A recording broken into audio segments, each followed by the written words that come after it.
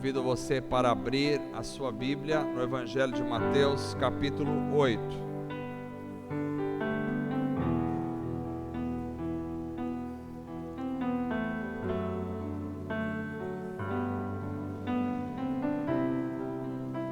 Nós vamos ler a partir do verso de número 5. Mateus, capítulo 8, verso 5. Até o verso de número 13. Diz assim a palavra do Senhor. Entrando Jesus em Cafarnaum, dirigiu-se a ele um centurião, pedindo-lhe ajuda. E disse: Senhor, meu servo está em casa, paralítico, em terrível sofrimento. Jesus lhe disse: eu irei curá-lo. Respondeu o centurião: Senhor, não mereço receber-te debaixo do meu teto, mas dize apenas uma palavra, e o meu servo será curado. Pois eu também sou homem sujeito à autoridade, com soldados sob o meu comando. E digo a um: vá, e ele vai, e ao outro: venha, e ele vem. Digo ao meu servo: faça isto, e ele faz. Ao ouvir isso, Jesus admirou-se e disse aos que o seguiam: digo-lhes a verdade, não encontrei em Israel ninguém com tamanha fé. Eu lhes digo que muitos virão do Oriente e do Ocidente, e se sentarão à mesa com Abraão, Isaque e Jacó no reino dos céus. Mas os súditos do reino serão lançados para fora nas trevas, onde haverá choro e ranger de dentes. Então Jesus disse ao centurião: vá, como você creu, assim lhe acontecerá. E na mesma hora o seu servo foi curado. Amém. Graças a Deus por esta palavra maravilhosa. Gostaria de orar mais uma vez. Curve a sua cabeça. Senhor Jesus, lemos este relato tão maravilhoso da tua palavra. Pedimos ao Senhor que venha trazer ao nosso coração a tua palavra, para que ela possa alimentar a nossa mente, a nossa vida, a nossa alma, o nosso ser, que possamos entender a tua palavra, que ninguém aqui esta noite seja privado de compreender a tua palavra, que Satanás não roube a semente de nenhum dos corações que ouvem esta palavra, que os corações possam recebê-la, mas possam recebê-la como uma terra boa, que possa dar frutos para a glória do Senhor, e que toda a honra e toda a glória e todo o louvor sejam dados somente a Ti, Senhor, em nome de Jesus, amém e amém. Irmãos, nós vamos meditar hoje sobre algumas coisas que devem nos orientar na vida cristã. Eu acredito que todos nós buscamos respostas de Deus para algumas circunstâncias da nossa vida. Todos nós, hora ou outra, estamos buscando alguma resposta de Deus para algumas circunstâncias da nossa vida. É uma situação, às vezes, que nos deixa perplexos, e a gente busca uma resposta de Deus para esta situação.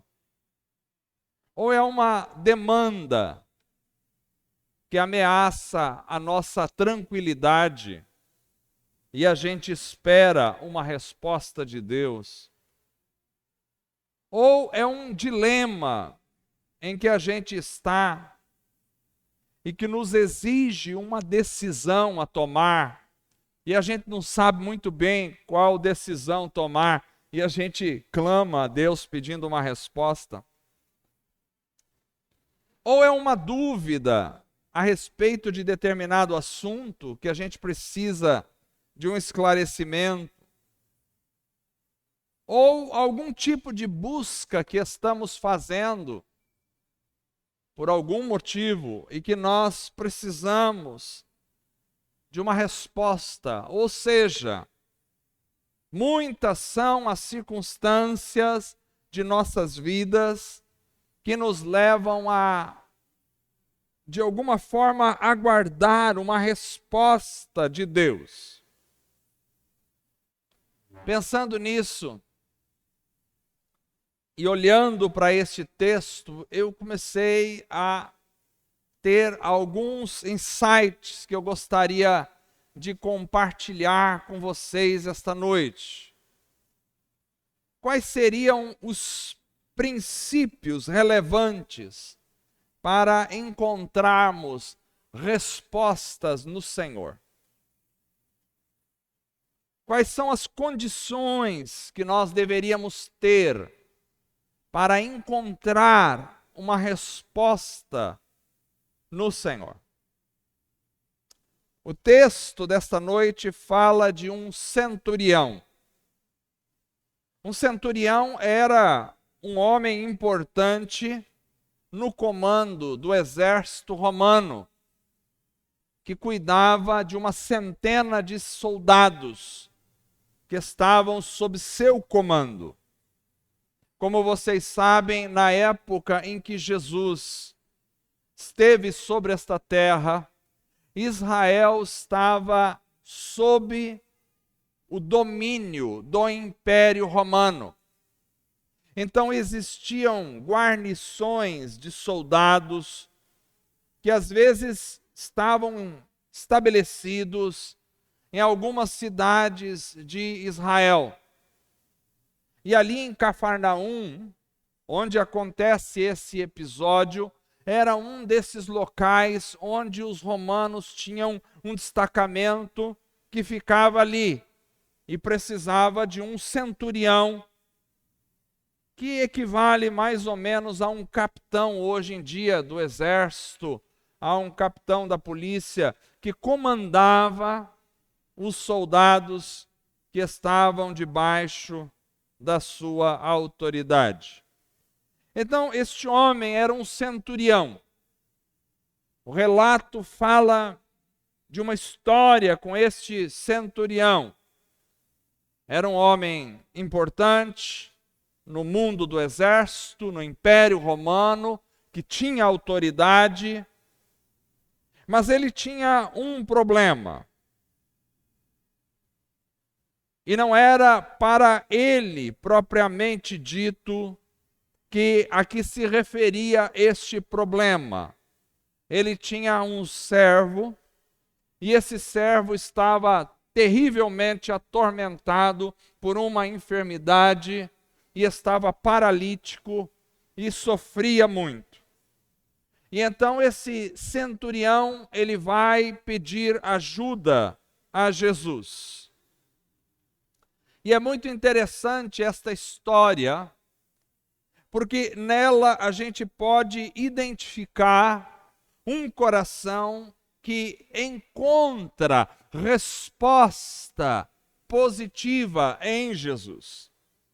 Ele vai até Jesus, como vocês leram a história comigo, e ele recebe aquilo pelo qual ele se propôs a pedir. E isso me intriga, porque Jesus tinha vindo, a princípio, para lidar com o povo de Israel.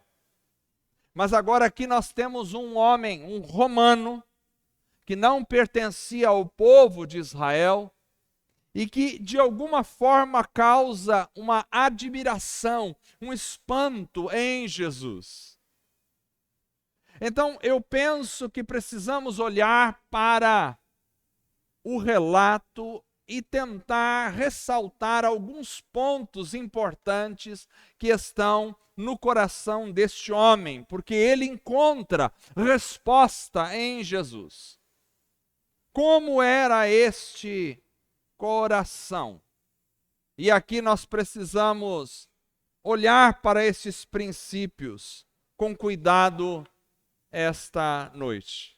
Primeiro, essa história nos mostra que um coração que encontra respostas no Senhor é um coração carregado, perfurado, recheado de humildade. Humildade é um ponto essencial para alguém conseguir encontrar uma resposta positiva no Senhor. Vejam, este homem é um oficial importante do exército romano. E como oficial, ele sabe que as suas ordens são prontamente cumpridas sem questionamento. É interessante, nós temos um trabalho com os policiais militares que chama PMs de Cristo. É um projeto que, de alguma forma, tenta levar o evangelho, uma palavra de conforto e consolo, e ao mesmo tempo orar e atender o mundo dos policiais que passam por tantas dificuldades e tantas opressões aqui em nosso país. E é interessante observar que no mundo da polícia militar, e não é diferente no exército, e estou falando de hoje em dia, imaginem aquela época, porque hoje em dia, se um policial desobedecer uma ordem, ele será punido, mas não com a morte. E naquela época, qualquer soldado que desobedecesse um comando, ele estava assinando a sua sentença de morte. Mas eu vejo hoje, quando um comandante, quando um capitão, quando um superior dá uma ordem na polícia militar, ela é absolutamente, integralmente cumprida imediatamente. Eles têm um lema que é ordem dada, ordem cumprida. Não há espaço para questionamentos. Não há espaço para mas, não há. Uma ordem dada é uma ordem cumprida. Este centurião está neste mundo militar. E ele sabe que uma ordem dada é uma ordem cumprida. Ele era um homem acostumado a resolver situações difíceis de guerra para o Império Romano. Mas existem algumas coisas mais que este homem sabe.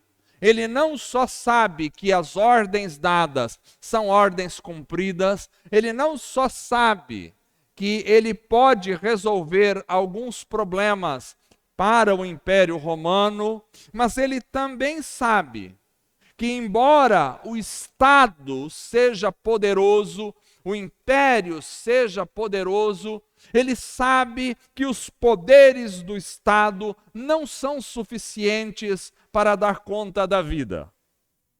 Ou seja, há um poder muito mais elevado que qualquer império jamais experimentou. Ele sabe disso. Ele tem poderes, mas os poderes do Estado não podem resolver o problema do seu servo. Isto é algo importante, porque precisamos entender que, por mais que a gente tenha certo tipo de poder intelectual, certo tipo de influência, que a gente pode até ter certo tipo de poder financeiro, esses poderes não são suficientes para resolver os problemas da vida. Este homem sabia disso. Ele sabia também que, embora ele pudesse dizer a um vai, e ele iria, e ele pudesse dizer a outro soldado, vem, e esse soldado imediatamente viria. Ele sabe que ele não pode dizer a uma enfermidade, a uma dor. Ele sabe que ele não pode dizer à morte, vá embora, e a morte vai embora. Ele não pode dizer isso. Ele poderia dizer a um soldado, mas ele não poderia dar esta ordem a uma enfermidade. A ordem dele seria atendida em certas circunstâncias, mas jamais seria atendida nestas circunstâncias. Ele poderia chegar diante daquele servo e dizer, eu te ordeno que fique bom. Mas ele jamais teria êxito nesta ordem. Porém, ele sabia que há um Senhor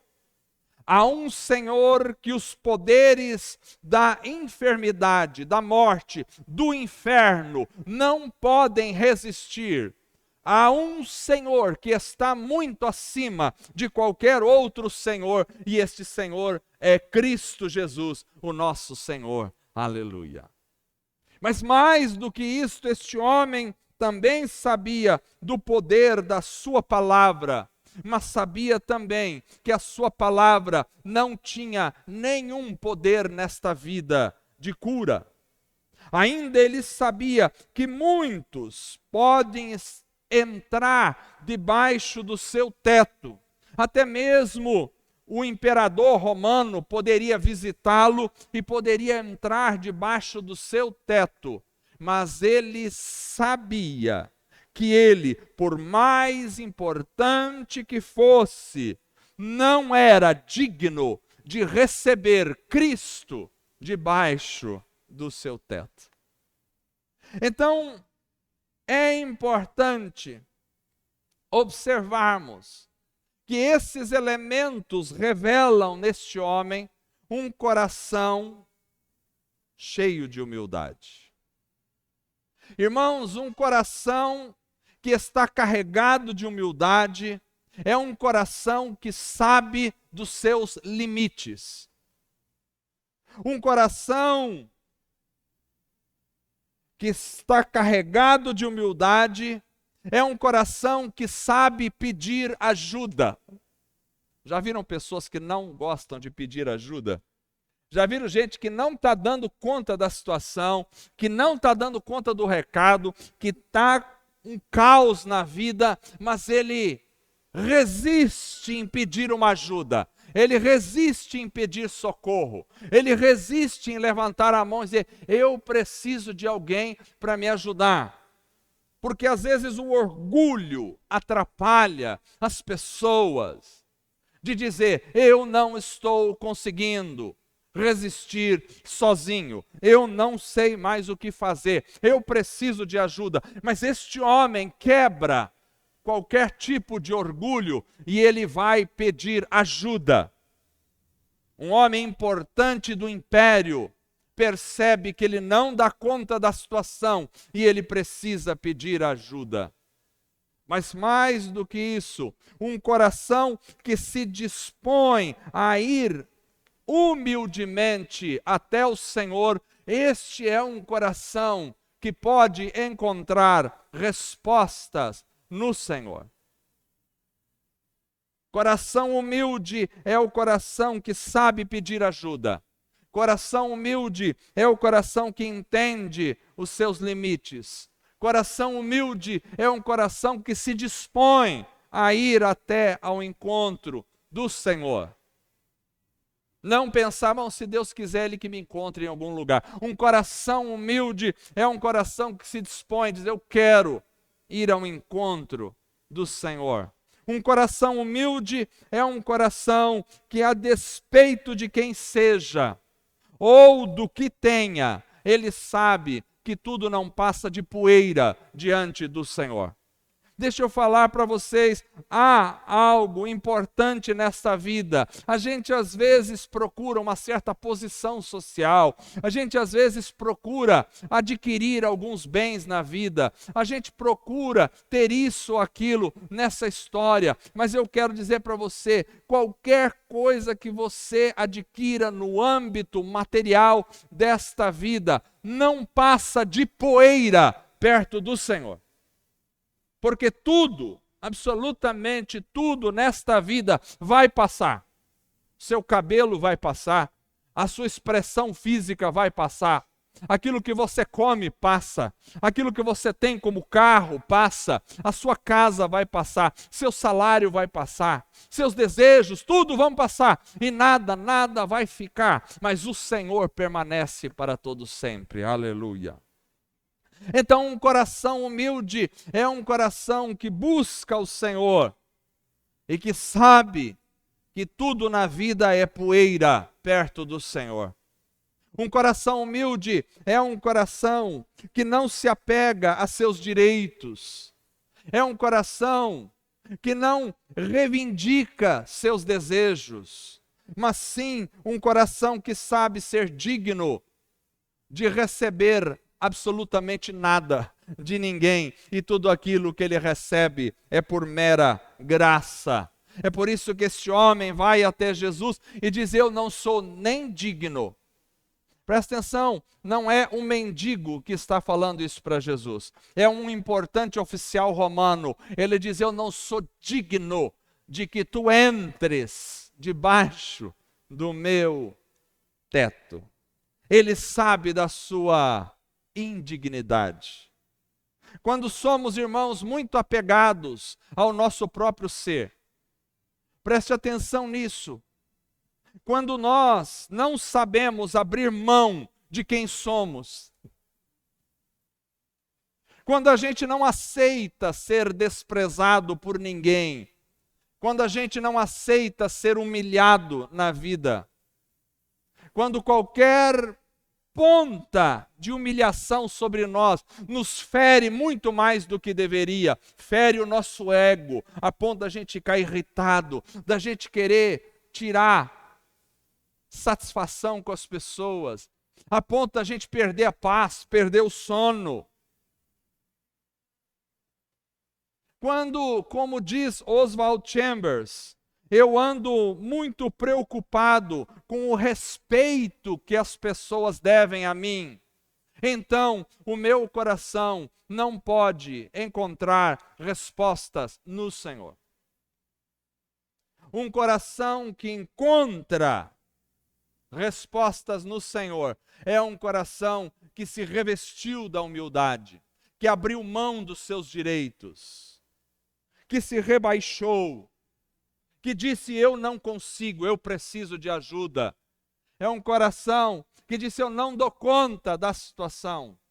Um coração que encontrou respostas no Senhor. É um coração que diz: eu não estou preocupado com o respeito que outros vão ter por mim ou não. Porque às vezes a gente se enche de si, a gente quer impor respeito aonde a gente vai, a gente quer impor a nossa imagem, a gente quer impor os nossos direitos aonde a gente vai, e isso simplesmente desagrada o coração de Deus, porque a Bíblia diz que haja em vós o mesmo sentimento que houve em Cristo Jesus, que sendo Deus, não se agarrou à sua posição de Deus, mas desceu e humilhou-se a si mesmo, e foi humilde como um servo até a morte, e morte de cruz. O caminho do cristão é um caminho para baixo, é um caminho de humildade, é um caminho de humilhação, é um caminho de entender a sua pobreza interior, a sua pobreza. Por isso é bem-aventurados os pobres,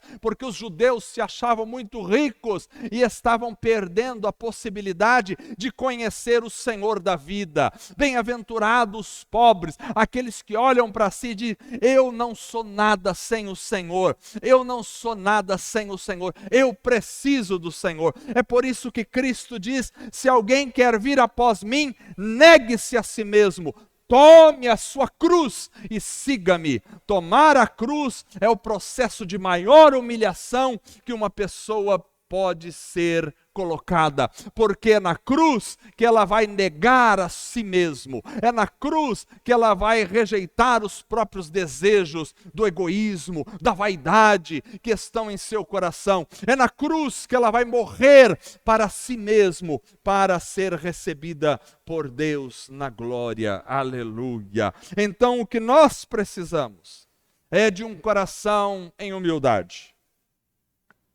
Talvez a humildade seja um dos elementos mais difíceis na vida do ser humano. Porque tudo em nós luta contra a humildade. Desde que nascemos, a gente, quando começa a tomar consciência de quem somos e da vida, a gente já quer se sobrepor sobre o outro. A gente já quer competir com o outro. Isso faz parte da própria natureza caída da humanidade. E isso afetou até os animais.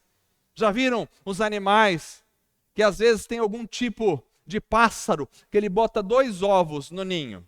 E aí nascem os 2 filhotinhos. E aí o filhote mais forte, ele empurra o outro do ninho para cair e morrer, porque ele vai se sobrepor. Obviamente ele não sabe o que é orgulho, não sabe o que é vaidade, não sabe o que é pensar em si próprio, mas isso é um retrato da circunstância natural da vida caída, porque a queda do homem afetou toda a natureza. Toda a natureza está afetada pelo pecado humano, e assim é o ser humano. Desde pequeno, a gente não aceita ser humilhado, a gente não aceita estar por baixo, a gente não aceita de forma alguma que o outro seja melhor em alguma coisa. E aí a gente vai para a escola, e eu me lembro da minha época de escola, competindo notas. E aí quando a gente recebia, o professor mandava aquela época, você vai agora ver como é que eu sou vendo, naquela época era A, B, C, D, E, né? Então, quando chamava, o professor pegava aquele bolo de nota e a gente ficava esperando. Aí chamava, Everson, corria lá.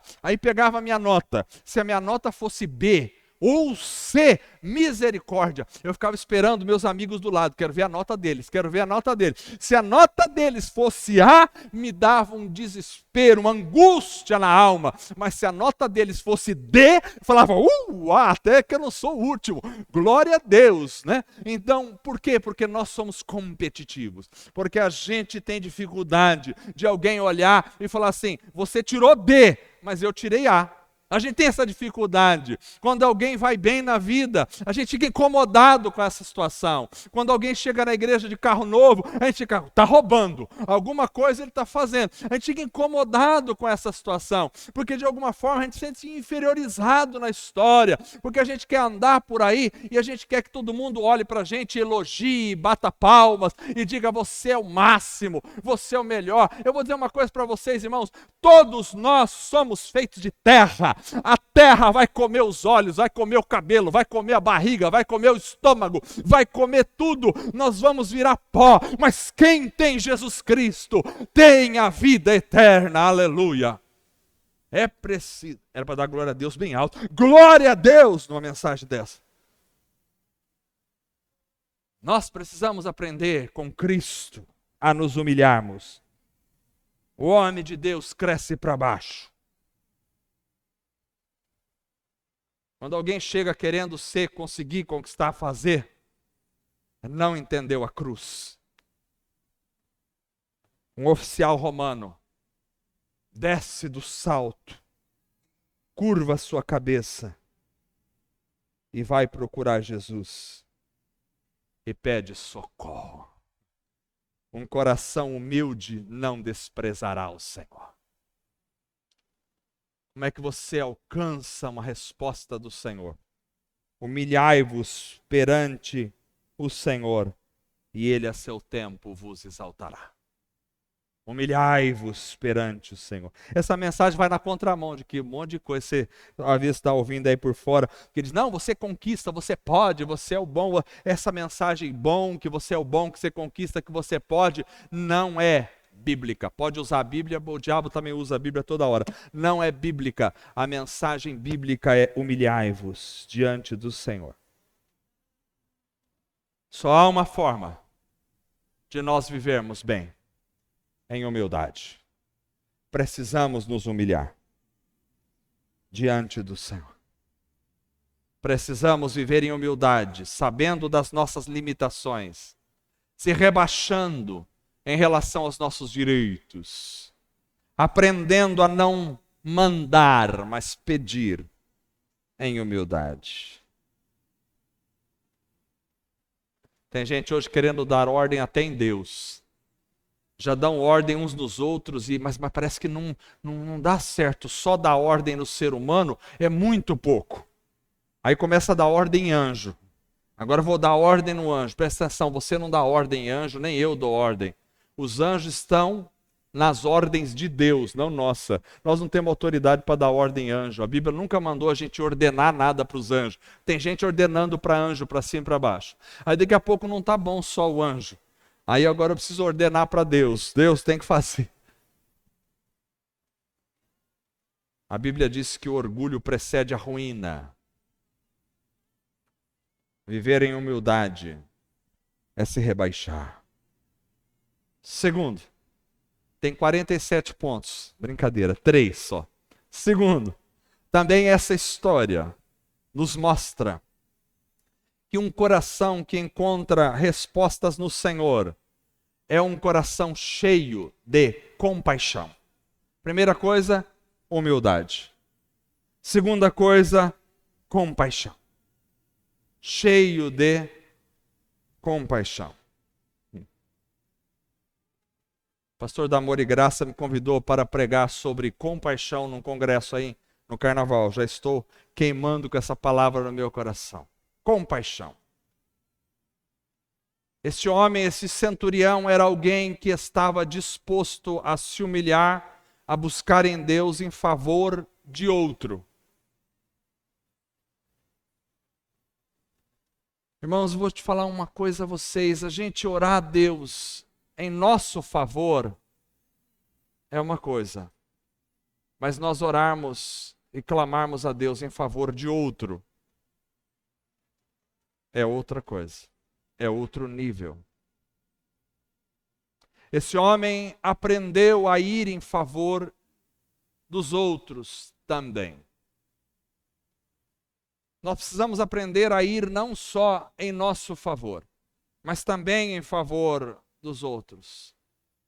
O relato de Lucas, capítulo 7, desse mesmo texto que nós lemos em Mateus, ele nos diz que este centurião, ele estimava muito, tinha muito apreço, tinha muita estima pelo seu servo. Ou seja, era alguém que tinha amor pelo outro. Era alguém que valorizava o outro. Era alguém que tinha compaixão em relação ao outro. É alguém que sente a dor do outro. É alguém que tem empatia pelo outro.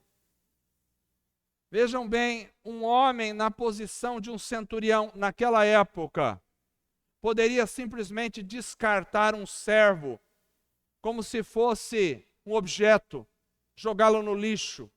Para ele não faltariam servos pela sua posição. Um homem nesta posição poderia claramente não dar a mínima para os seus servos. Mas ele sabe dar valor ao próximo. Ele sabe dar valor aos servos.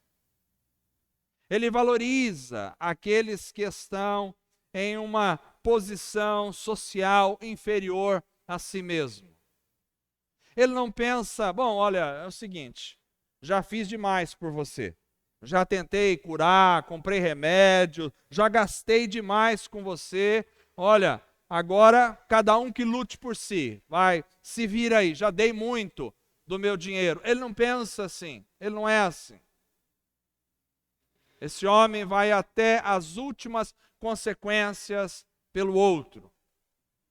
ele consegue amar, ele consegue ter compaixão, ele consegue ter empatia pelo próximo. Ou seja, ele sofre pelo próximo. Não só ele sofre pelo outro, mas ele se humilha pelo outro. Ele sofre e se humilha pelo próximo. Irmãos, este é um coração que encontra respostas no Senhor. Sabe de uma coisa? Muita gente não consegue chegar ao Senhor. Por quê? Porque está centralizado em si mesmo e em seus problemas. Muita gente não consegue tocar no Senhor, porque está tão ensimesmado, porque está tão centralizado em si mesmo e nos seus próprios problemas. Muita gente não consegue tocar o Senhor, porque está ocupado demais para se importunar com outro.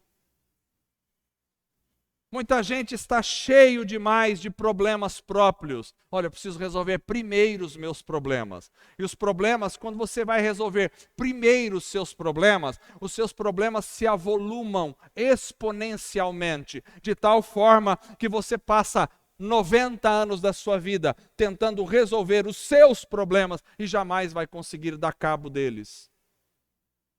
Muita gente não consegue tocar no Senhor, porque não consegue ver a dor do outro. Tudo que ele vê é a sua própria dor. Ai, como eu sou miserável. Ai, como dói minha perna. Ai, como dói meu braço. Ai, como eu tenho dificuldade com isso. Ai, como eu estou sem dinheiro. Ai, como eu estou com problema com os meus filhos. Ai, como eu estou com problemas lá no meu trabalho. Ai, como eu estou com problema lá na minha casa. Ai, como eu estou com problema com meu marido. Como eu tenho problemas com a minha esposa. Como eu tenho problemas com os meus vizinhos. Tudo que as pessoas em geral conseguem ver é a sua própria dor. Mas este homem, ele tem um coração que alcança a resposta do Senhor, porque ele deveria ter inúmeras dores, ele deveria ter inúmeros problemas, ainda mais naquela época, cuidando de 100 soldados, numa situação difícil de opressão em cima dos judeus. Ele deveria ter inúmeros problemas, inúmeras guerras para lutar e vencer, inúmeras situações para controlar, mas ele larga todos os seus problemas e ele foca e ele centraliza no problema do outro e ele vai em busca, porque ele tem compaixão pelo outro em seu coração. Irmãos, talvez a gente não consegue alcançar as coisas de Deus porque as nossas orações são sempre para mim, para mim e para mim e para mim. Isso denota um coração ensimesmado que se tornou o centro de si mesmo. Há 3 elementos que podem, basicamente, ocupar o trono da sua vida. Um deles é o mundo e todas as coisas deste mundo. Coloque aí dinheiro, poder, fama, beleza, tudo. A gente vai chamar de mundo. Ele pode ocupar o centro da sua vida e o trono do teu coração. Junto com o mundo vem o diabo e toda a concupiscência, porque o que o diabo oferece para Jesus são os reinos do mundo. O segundo elemento que pode ocupar o seu coração e o mais difícil de tirar do trono é você mesmo. Quando eu estou no centro, quando eu sento no trono da minha vida, quando eu digo tem que ser para mim, olha, eu sou a pessoa mais desprezada, ninguém olha para mim, ninguém reconhece o que eu faço, ninguém olha o meu valor, ninguém percebe o quanto eu sou, quanto eu faço, quanto eu deixo de fazer.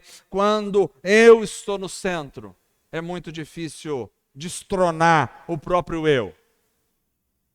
E o terceiro elemento que pode ocupar o seu coração é o Senhor Jesus.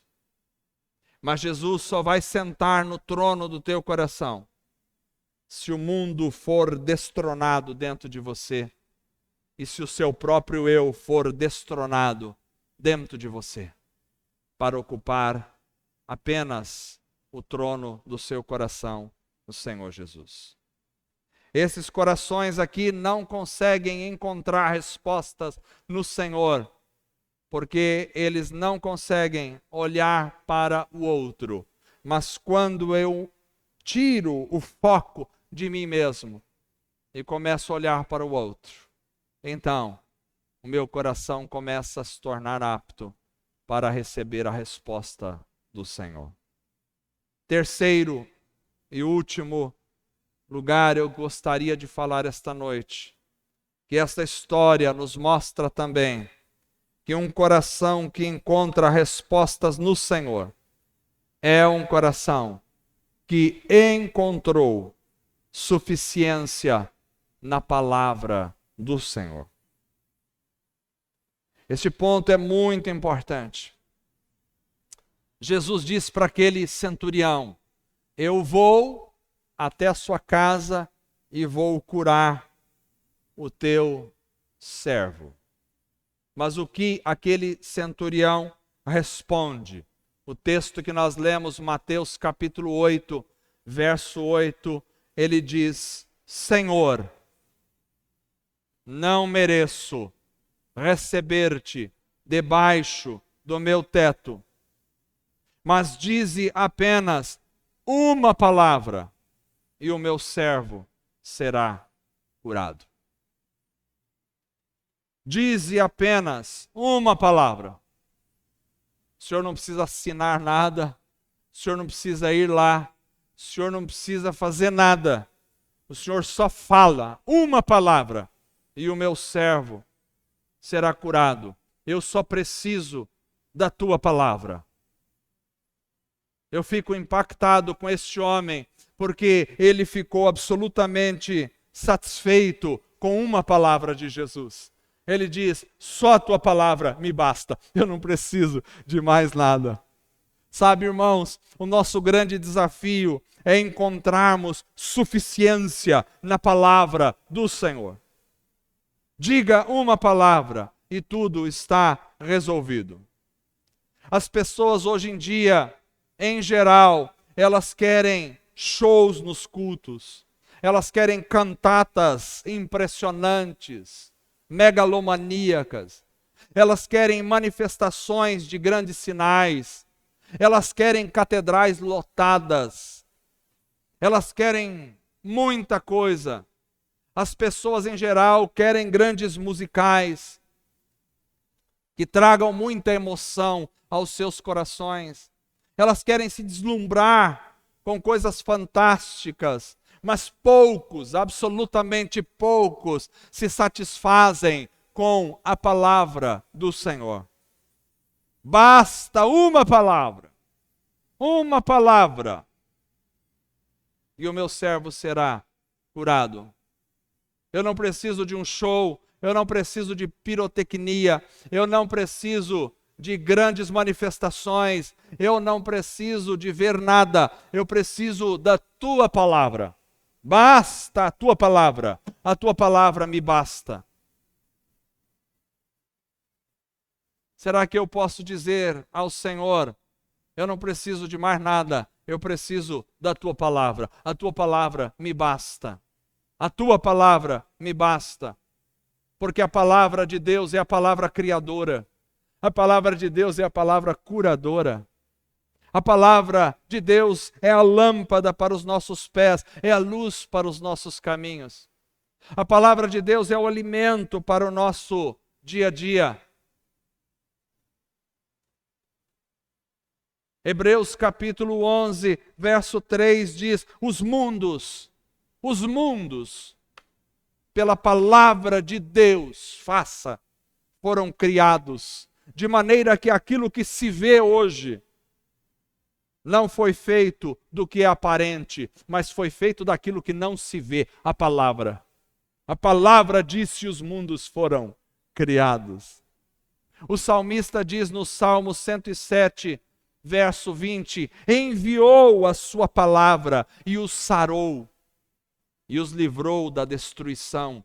A palavra que cria o mundo é a mesma palavra que salva, que livra da destruição.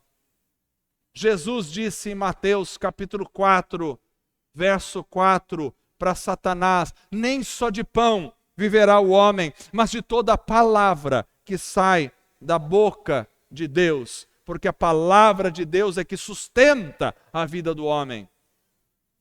O que sustenta a igreja é a palavra do Senhor. O que traz crescimento à igreja é a palavra do Senhor. O que traz vida e libertação aos corações é a palavra do Senhor. Basta uma palavra. Basta uma palavra. Irmãos, nós não precisamos de mais nada. Nos basta a palavra de Deus. Nós temos aqui um local para congregar. Nós temos ar-condicionado que climatiza o tempo aqui para a gente não ficar sofrendo e suando. Nós temos aqui um púlpito, temos microfones bons, temos bancos não muito confortáveis, mas temos. Nós temos iluminação boa. Nós temos liberdade neste país para vir a hora que quisermos, começarmos o nosso culto, acabarmos a hora que quisermos, irmos para a nossa casa. A maioria de nós tem carro que nos traz até aqui e que nos leva para casa. Nós temos um teto, um lugar onde chegar, jantar. Nós temos uma cama para dormir, nós temos chuveiro para tomar banho. Mas eu vou dizer uma coisa para vocês: nada disso é essencial. O que é essencial é a palavra do Senhor. Se tivermos tudo isso e não tivermos a palavra no nosso coração, na nossa vida, nós não temos nada. Basta uma palavra do Senhor. O centurião tinha tudo. Tinha dinheiro, tinha soldados, tinha prestígio, tinha poder, tinha fama, tinha bom emprego, tinha saúde, tinha tudo, mas não tinha a palavra que fazia a diferença em uma vida. Basta uma palavra. Pessoas têm esperado grandes sinais, corações têm buscado grandes feitos, mas um coração que encontra a resposta do Senhor é um coração que se contenta com a sua palavra. Basta a palavra. Eu, quando converso com pessoas de outros que vão em alguns eventos, não todos, obviamente, mas que vão em alguns eventos e vêm me contando tão maravilhados do que aconteceu. Olha, foi maravilhoso, foi lindo, foi gostoso, foi... E aí eu fico esperando, o que será que pregou? Qual foi a palavra? Não, porque um coral lindo, ótimo, também gosto de coral lindo. Se Deus permitir, um dia teremos um coral lindo aqui. Mas o rapaz cantou lindo a música, também gosto. Nós temos bons cantores aqui, bons músicos, e podemos ter uma orquestra aqui, ótimo. Tudo isso é bom, mas ir lá não foi, estava lotado de gente. Olha que bênção, 5.000 pessoas, nossa, que lindo, chique, tudo bonito, estofado em todo quanto é lugar, tapete de ouro, nossa, que lindo. Mas e que mais? Ninguém fala da palavra. Basta uma palavra. Se não tiver a palavra, não há nada. Não há nada. E o que dizer? Se contentar com a palavra. Como? O que quer dizer se contentar com a palavra? O contentamento com a palavra implica: a palavra é aquilo que nós devemos querer e buscar. Isto é contentar-se com a palavra. Quando eu tenho a busca no meu coração e o desejo no meu coração de aprender e entender a palavra, isto é, basta a tua palavra.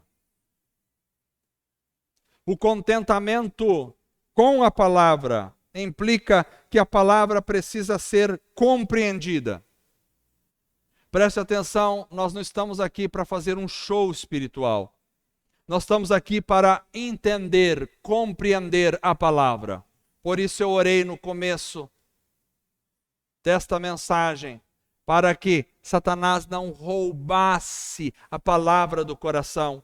Porque Jesus disse que quando o semeador semeia, mas alguém não entende. É como se uma ave viesse, Satanás viesse e roubasse a palavra, porque ele não entendeu. A palavra precisa ser compreendida. Como é que a gente compreende a palavra? Ouvindo pregações da palavra verdadeira. Como é que a gente compreende a palavra? Lendo, meditando e estudando na palavra de Deus. Basta uma palavra. A palavra precisa ser lida, meditada, estudada, compreendida. A palavra precisa ser crida. É por isso que Jesus diz no verso 10 que lemos: não encontrei em Israel ninguém com tamanha fé. Porque aquele homem cria na palavra de Jesus. Fale uma palavra, meu servo. Todos os médicos já tentaram, tudo já foi feito, e ele continua terrivelmente angustiado nas dores e paralítico. Não há o que a medicina possa fazer, mas eu creio na tua palavra. Se você falar uma palavra, ele vai ser curado. A fé, a palavra exige fé, é para ser crida. Não é para lermos essa palavra e pensar, puxa, aconteceu naquela época, né? Que bênção. Não, isto pode acontecer hoje. Eu preciso colocar a minha fé nessa palavra. Mas não só buscada, não só compreendida, não só lida, estudada, não só crida, a palavra precisa também ser obedecida, praticada. Jesus disse em Mateus capítulo 7, verso 24, que todo aquele que escuta as minhas palavras e as pratica, assemelhá-lo-ei a um homem prudente que edificou a sua casa sobre a rocha. A palavra não é só para ser entendida, não é para ser apreciada só, não é para ser meditada só, não é só para ser compreendida e amada. A palavra é para ser praticada. Se vocês ouvem, os que ouvem e não praticam, não estão construindo a sua casa sobre a rocha. Se a palavra é suficiente para nós, então nós vamos querer aprendê-la, vamos querer praticá-la, vamos crer nela. Aquele centurião ouviu e creu e se foi. E o seu servo foi curado. Exatamente na mesma hora em que o Senhor falou. Não adianta ouvir, mas não crer. Não adianta aprender, mas não praticar. Hebreus capítulo 4, verso 2, diz que os judeus ouviram a palavra, mas a mensagem que eles ouviram de nada lhes valeu, pois não foi acompanhada de fé por aqueles que a ouviram. Não basta ouvir, você precisa misturar a fé. Ouvir sem fé não adianta de nada. Ouvir e não praticar não adianta. Basta uma palavra.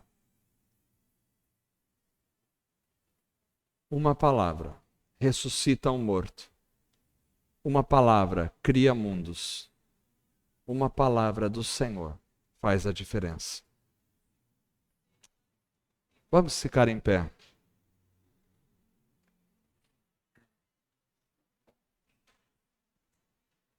Talvez você tenha tido uma série de perguntas. Talvez você tenha buscado respostas do Senhor. Talvez você precisa de algumas respostas. Vou dizer para você, não há uma regra mágica. Não há uma fórmula mágica que vai fazer com que você receba a resposta do Senhor. Mas há alguns princípios que estão estabelecidos aqui. E se você tiver esses princípios em prática na sua vida, então você tem uma grande chance de receber a resposta do Senhor. Um coração cheio de humildade, um coração cheio de compaixão, e um coração que encontrou suficiência na palavra do Senhor. Essa palavra que precisa ser buscada e amada, que precisa ser compreendida e estudada. Essa palavra que precisa ser recebida com fé no meu coração, mas que também precisa praticada.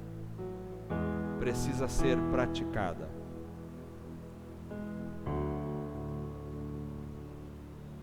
Deixe o seu coração ser invadido pela humildade em Cristo Jesus. Arranque o seu eu, destrone o eu do seu coração e diga: Senhor, eu não sei, eu não quero mais nada, eu só quero o Senhor. Tira o foco de você mesmo e coloque em Jesus. Não busque para você mesmo. Pense no outro. Haja com compaixão. Haja com compaixão. Enquanto Jó orava pelos seus amigos, diz a Bíblia, a situação de Jó mudou. Enquanto ele orava pelos seus amigos. Vejam, isso não é uma mágica, isso não é uma fórmula secreta, não. É um coração que se preocupa com o outro. Enquanto ele orava pelos seus amigos, Deus reverteu o seu quadro. Compaixão, suficiência da palavra. Senhor Deus, nós estamos aqui esta noite e pedimos humildemente e toques em nosso coração. Precisamos de suas respostas em muitas circunstâncias da nossa vida. São pessoas aqui, ó Senhor, talvez que enfrentam dilemas, que enfrentam dificuldades, as quais elas não dão conta. E elas precisam de uma resposta do Senhor, precisam de uma direção do Senhor, precisam de um encaminhamento do Senhor, precisam da luz do Senhor. Ó Deus, dá-nos um coração humilde para tocarmos o Teu coração.